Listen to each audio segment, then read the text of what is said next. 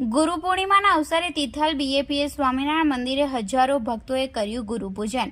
આજે સનાતન ધર્મનો અતિ પવિત્ર દિવસ એટલે ગુરુ પૂર્ણિમા, જેને ભગવાન વેદવ્યાસની જયંતિ એટલે કે વ્યાસ પૂર્ણિમા તરીકે પણ ઓળખવામાં આવે છે।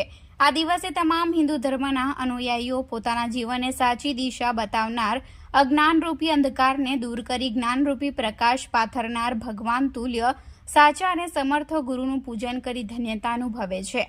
ઓલિમ્પિક હોય કે આધ્યાત્મિક કોઈપણ ક્ષેત્રની અંદર ગુરુ વિના સિદ્ધિ કે સફળતા મળતી નથી।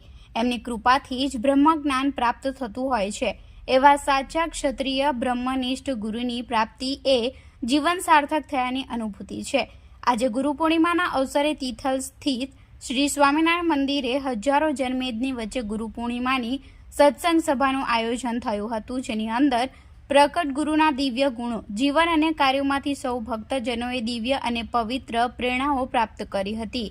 આ ગુરુ વંદનાના કાર્યક્રમમાં ભજન, કીર્તન, ગુરુ ભક્તિનો આદર્શ, એકલવ્યનો સંવાદ તેમજ પૂજ્ય સંતોના આશીર્વાદનો પણ લાભ પ્રાપ્ત થયો હતો।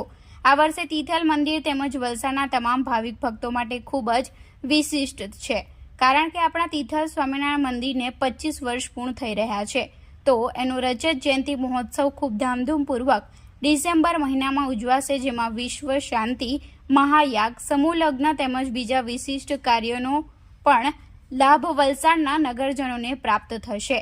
સૌ ભક્તોના જીવન પ્રાણ બીએપીએસ સંસ્થાના આધ્યાત્મિક ગુરુ પરમ પૂજ્ય મહંત સ્વામી મહારાજ, જેઓ અત્યારે બોચાસણમાં બિરાજે છે, જેનો લાઈવ દર્શન એલઈડી સ્ક્રીન ઉપર કરી સૌ ભક્તજનો કૃતાર્થ થયા હતા।